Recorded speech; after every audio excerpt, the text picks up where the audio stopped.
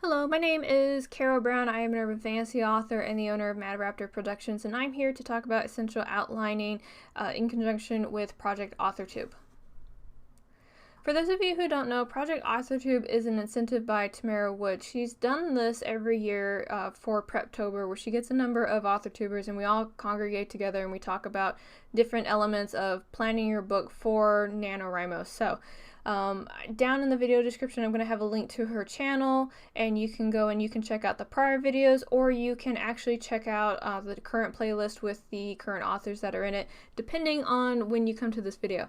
Now, this is my second time doing it, and I'm actually doing the same topic, but the topic has kind of evolved since I did it last year, because since I've done more publications, I've learned a little bit more, in the last 12 months, and I kind of wanted to share that experience and then expand on some concepts that I didn't really explain very well last year.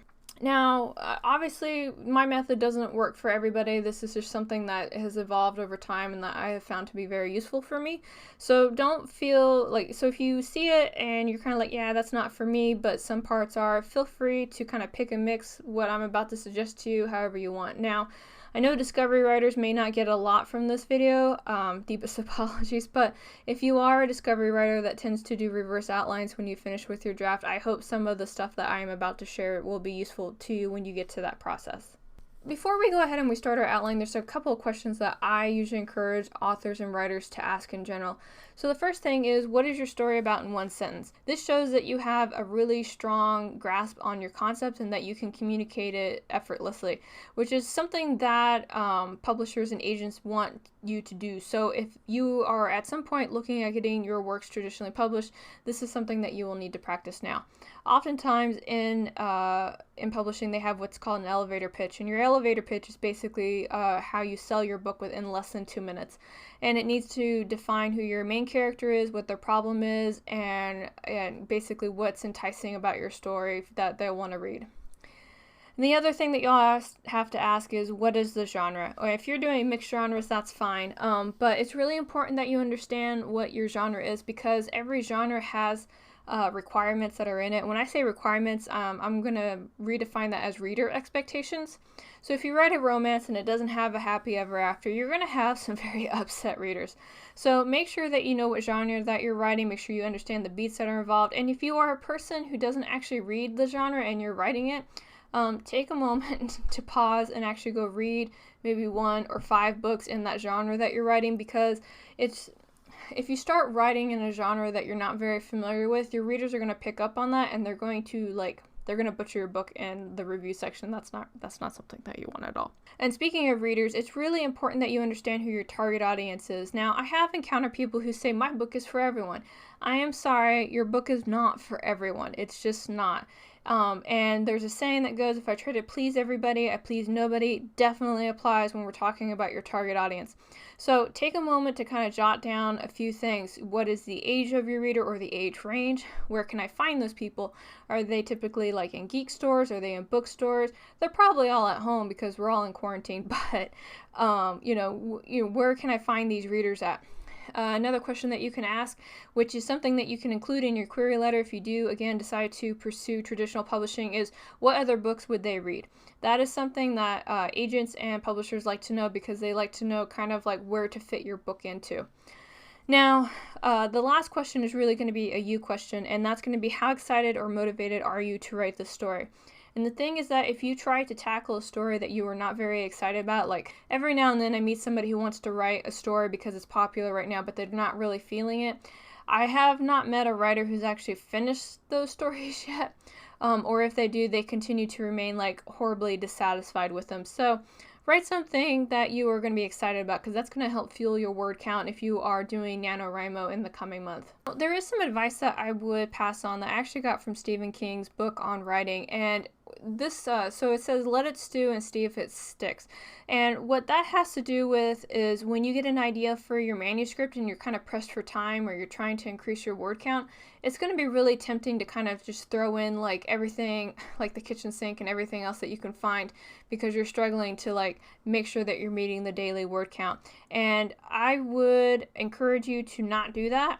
If you have an idea and you think it may work, sleep on it, and if it's still there the next day, then go ahead and use it, because oftentimes, at least in my experience, if I tried to throw in a random idea, I end up deleting all that stuff that's involved, because it either creates like a plot hole or it ruins the consistency or something else. So if you have something and you're thinking about putting it into your story, just make sure that you sleep on it, and then kind of reflect on if it should be in your story. Last year when I discussed this topic, I mentioned beats, but I didn't really talk about what beats were. And so story beat is actually, it's a screenplay term, and it's used to describe elements within the narration. Now these can include like expectations from the reader, such as the meet cute and the inciting incident, or they can also indicate like changes in the tone, you know, like the darkest hour and a number of other things. And those examples there are just some generic beats that you can find in a lot of different stories. The meet cute has to do with when the two love interests meet for the first time. Inciting incident is usually kind of what starts your story off. Final image is the end of the book, and the hook is the thing that happens within the first 300 words of your manuscript. So unfortunately, this is not a video about talking about beats as much, but if you are interested in kind of discovering more about beats and if they apply to your story, on the screen there I do have 3 covers from 3 books that I have read that I find talk about story plots and story beats really, really well. Most everybody has read Save the Cat Writes a Novel. Story plot is actually a recommendation that I got recently from Robert Jones, The Story Detective. It's a very thin book. You can probably get the Kindle and be okay with it. And same thing with Romancing Beat. That's also a thin book, but it has to do with writing romance subplots or just romance in general.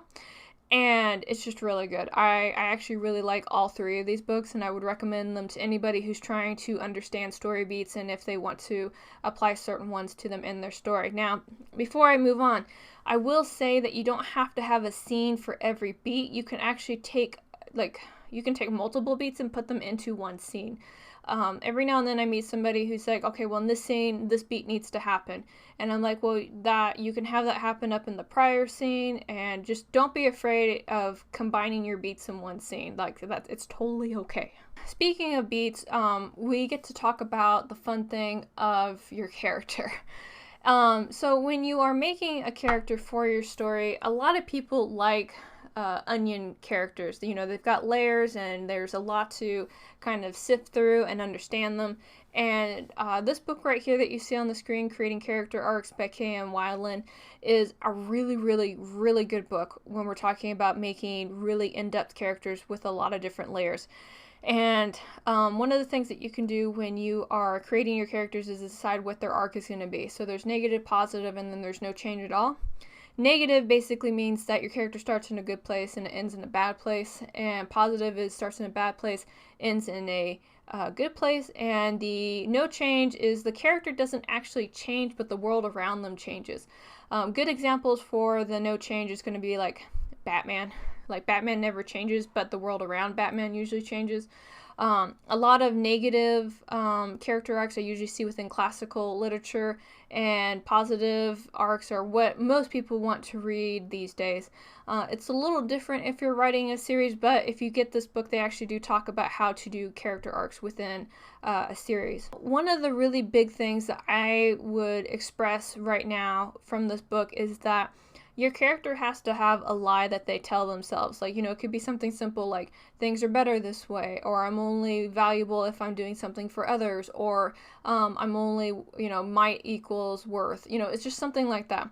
Your character has to have a lie that they tell themselves, and then this is the thing that your antagonist is actually going to use against them. And a really big reason that you need to have this lie also is because this is where your character growth is going to come from. And if you have a book and it has no character growth, you will get slammed in the comment section. You really will. Or you got to have like some really amazing stuff going on to not have your character develop at all. And you can apply this to pretty much your entire cast of characters. If you don't have characters without agency, you're going to have what's referred to as static characters. And those are pretty much like cardboard cutouts. You know, there's no depth to them. They kind of come into a speaking line and then they disappear. People are not very fond of those. They do like to have fleshed out characters. And one of the recommendations that I heard from a peer is that they said that in your book you should at least have a cast of 20 different characters, which I know the idea of making 20 different character arcs is a little intimidating, but as long as you kind of identify what their motivations are and what they want, and then what you can do to stop them from having it, you'll accomplish that really easily. Now, the last thing that I would tell you to do is you really need to define who your villain is, and you can't just have them be some spooky person in the background. However much effort that you put into making your main character or your main characters, you have to do that times 1.5 and apply it to your villain. Or if you want, make your villain first off as a hero and then kind of flip them into a bad guy. And the reason I say that is because over the last, I want to say almost 100 years now. Over the last 100 years, antagonists have really changed when they went from mustache twisting evil, where they would leave the damsel tied up to the train tracks, to now we have eco-terrorists like Thanos kind of running around. And people just do not want to have, shallow, one-dimensional villains. They really don't. And one thing that I would encourage you to do is that when you are making your outline, for every synopsis that you have, make a column and say what your bad guy is doing. Never let them not do anything, and never don't let their henchmen do all the work either. Or if you are going to have their henchmen do all the work, do still have them do something. Even if your reader doesn't see it immediately in the writing, you as the author need to know what your villain is doing and how that's going to impact the story. Alright, now the other thing is that you do need to make sure that you are doing appropriate research for your story, even if you're a discovery writer. And the reason that I encourage this is because there is definitely a lot of scrutiny when it comes to what is put into the book. So I would highly encourage that you make sure that you get your science right. If you are writing a demographic that is not your own, you need to make sure that you're not writing based on stereotypes. Make sure that you do a lot of research, or if you need to, get a sensitivity reader who can take a look at that and make sure that you're on track. And then if you are writing about an actual place, you need to go look up the location and make sure that you know it pretty well. Anywhere that you're trying to write about, you can actually find on YouTube, so don't be afraid to spend some time looking that up. Now, with that said, I ran into somebody a couple years ago, and he told me that he spent 10 years doing all the research for his book before he actually started writing it. And you don't have to spend 10 years researching your book. Do enough to get you started. And the big reason I'm saying that is because he spent all that time doing the research for his book, and then he spent pretty much every opportunity trying to cram that research into his story, and it turned it into a textbook read, and we were all yawning by page 2 of whatever he would bring in. Not good times. So do the research to make sure that you're doing it right, but just don't go overboard, okay? Don't go overboard. I am going to show you kind of how I'm outlining currently. It's a little different. Last year what I did was I had a spreadsheet on Google, and the reason I'm not using that spreadsheet right now is because I'm actually having a lot of internet issues, so I have to use an offline program in order to do a lot of my work right now. So I'm going to show you what I'm kind of doing in the current program, and you can judge me and all the other stuff. Have a cackle at my expense. Alright, welcome to the wonderful world of Scrivener. One thing that I am doing with this is I actually am using the template that came from KM Wildler, and she, this is on her website. If you use Scrivener and you would like to use this, it's on there. You can download it.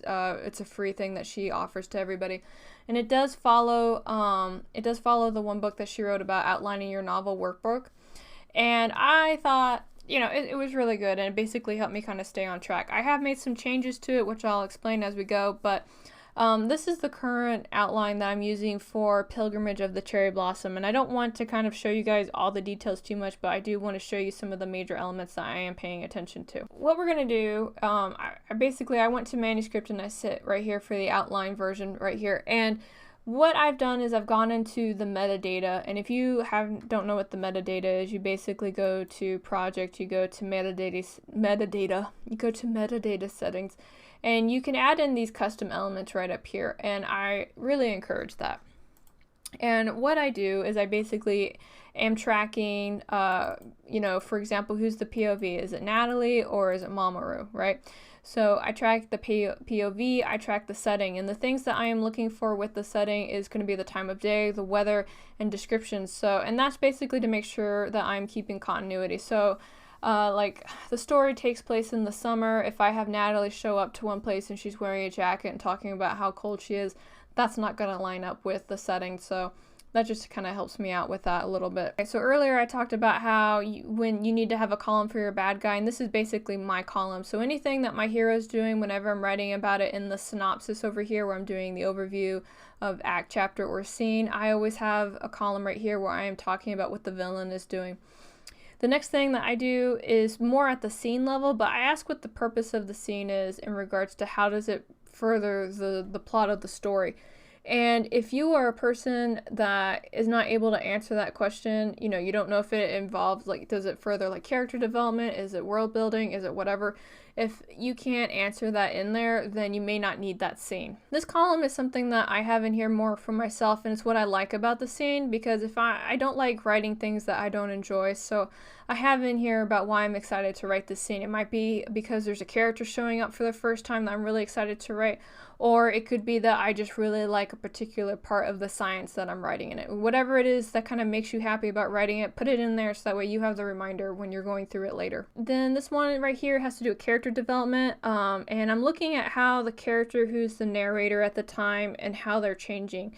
And I'm not saying that your characters need to have like huge changes, but they need to either have like a, you know, maybe a thought challenge or an ideology challenge, or they're kind of reflecting, but they're not changing quite yet. You know, however they're developing, you know, feel free to track that. And I am writing a romance, so I have a column right here called Spice Level, and I have it on a scale of like 1 to 10, so that's what that is. And then naturally this software actually comes with a status, and it's to do, first draft, all this other stuff just naturally comes with that. Now if you use this template, KM is actually really good to kind of break down what all of these parts are right down to their percentage, and I find that really, really useful. So if you are somebody who likes to have that extra info in there, you can definitely put it in there. I do have, because I am writing 2 different characters, I have had to come in here and basically put in I've had to put in extra bits in here just so that way it helps me out a little bit. So for my hook, I don't just have 1 hook, I have 2 hooks, because I have to do the Natalie hook and I have to do the Mamaro hook. Another thing that I do with my outlining actually has more to do with the world building itself. Here I have all my characters. They're all listed out, and I made sure that I had 20 different characters. Actually, I already had 20 before I sat down and wrote this all out, so I was like super pleased with myself. But one of the things that you can do is when you're writing these characters is to, you know, kind of cover the basics. Now, I know that there are some like character sheets or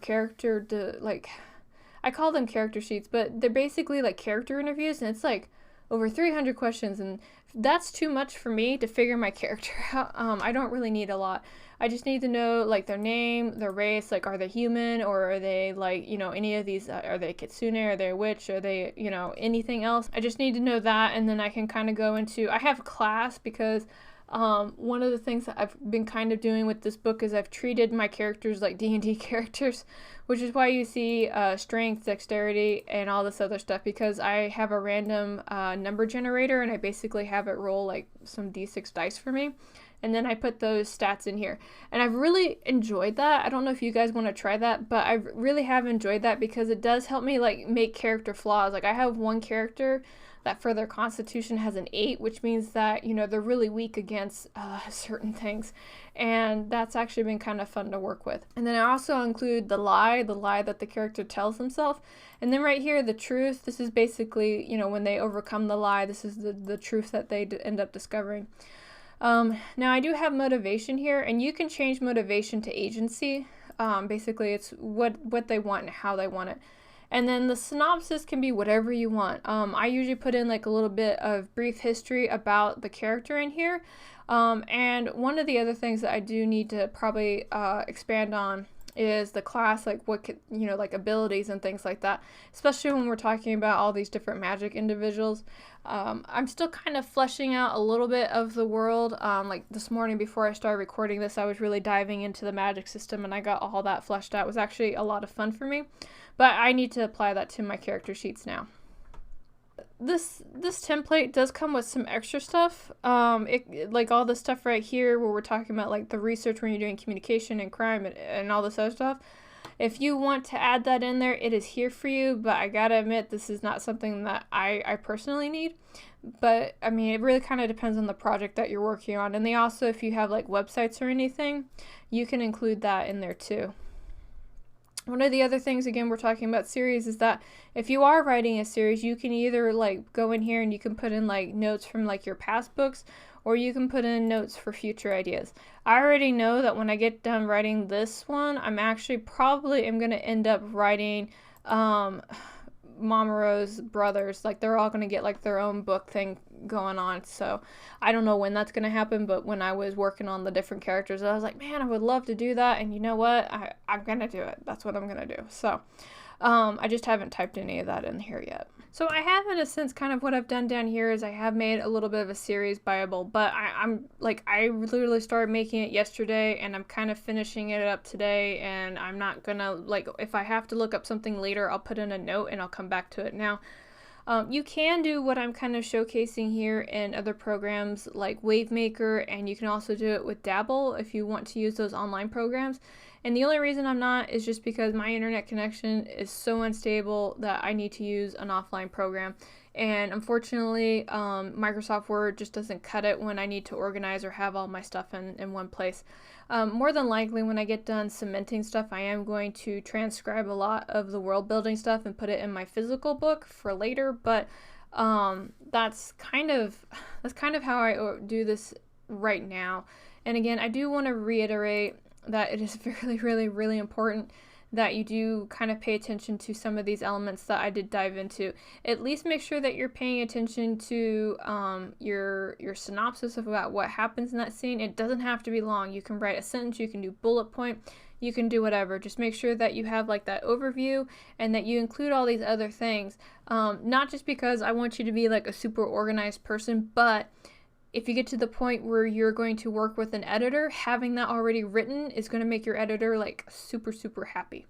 So just kind of thinking ahead for later when you reach that stage, you know, a little bit now saves you a lot of time later. So I know not everybody has access to Scrivener, and maybe some of you can't afford it, and I totally understand. So what I have right here is actually a Google Sheet, it's a Google Sheet, and what you can do with it is you can use this in place. And if you prefer to actually use like Excel, you can download it as an Excel version and use that. But I have a couple different tabs on here for you to use if you really want to. I do need to update the November word tracker because I have the first start on Friday and actually starts on Thursday. So by the time you see this will be updated for that.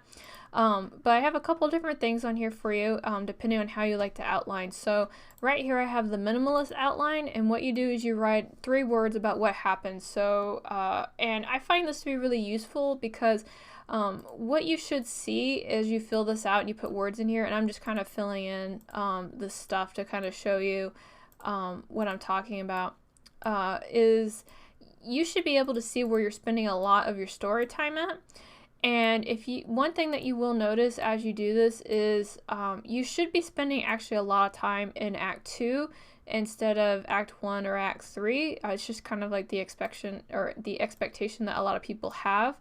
And this is really useful, especially for me, because I'm a type of person that will spend a lot of time in Act 1 and not very much time in Act 2, which is a fault that I have been working on for a little while. But you know, you should have something that kind of like looks something like this. I'm still working on it. Give me 1 second, friends. So that way you can kind of see where you're spending the most time at, like so. So it should kind of look a little bit more like this, I should say. You know, where you spend a lot more time here in Act 2 rather than here. And all these cells right here, these are actually supposed to be scenes that you write, and I put a lot in the catalyst, but you know, I'm just kind of trying to show you guys what I'm talking about. And like I said, you should be spending more time here in Act 2 than you should be spending here in Act 1, and not super amount of time here in Act 3, because a lot of times like your Act 3 is kind of like the swift end part of the story. So And this is going to be useful because if you find out that you're spending, again, like I do, way too much time here in Act 1 and not a lot of time in Act 2, then you'll at least know from a structural standpoint where kind of like the issue with your story is. And you can either do this as you go or you can do it after the fact, whatever works. I usually end up doing, when I'm first brainstorming, I'll sit here and I'll work in this, and then what I'll do is I will take parts of those, or I probably should explain it, hold on. Alright, so normally what I'll do is I'll put like a 2 or 3 word summary of what happens in the scene. So here I have like, you know, introduction to Natalie, right? And I'll sit here and I'll kind of like mentally draft what this all looks like, and then what I'll do is I'll copy this, and then I'll go to the scene breakdown, and I'll put it right there, like so. And this is scene number 1, so I'll put scene number 1 and then Natalie, and then I'll write the synopsis. And again, here are all the things that, again, I usually like to track. Here I have characters on scene and off scene. I would recommend that you do kind of track where your characters are, and, you know, if you have one character that's only in one scene and then they disappear after that, definitely check what you're using them for, and if they're useful, and if they're not actually adding to the story, then they probably don't need to be there, and all that. So I got the minimalist thing here for you guys. I got a scene breakdown, or if you are a person that likes to outline by chapter, I've got that here for you. Again, I have the needfuls right over here for you to use. I've got one thing right on here where you can track all of your characters, race, role, character type, what is their arc, agency, and then there's the November word tracker. This is already set up, so if you put in words right here, they will appear down here, right here for the total for the day, and then they'll also be down here, and then there'll be like a word countdown if you guys are interested in that. Or if you are a writing sprint person, I got that in here for you guys too. So I'm just trying to help you guys out. I know, you know, being a writer is not cheap, so hopefully this free 50 resource will be useful to you. Okay, so that was a lot, and I know some of you are saying I didn't explain the spreadsheet very well, but I've actually done prior videos about it, and what I'll do is down in the video description, if you are interested in using that spreadsheet, I do have that down there for you, so you can go in there and listen to me ramble on about how to use it and all that fun stuff there.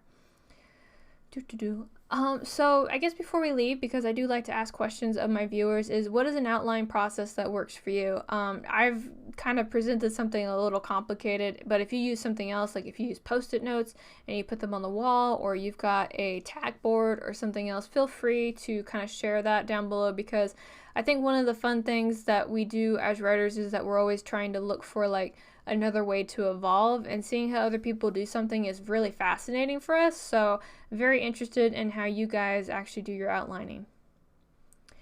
And that brings us to the end of the video. I know that was a lot of information to process. I hope you found it useful. Thank you guys so much for watching, and again, feel free to leave any input, or if you have any questions that I didn't define very well, you can drop those down and I will try to respond to you in a timely manner.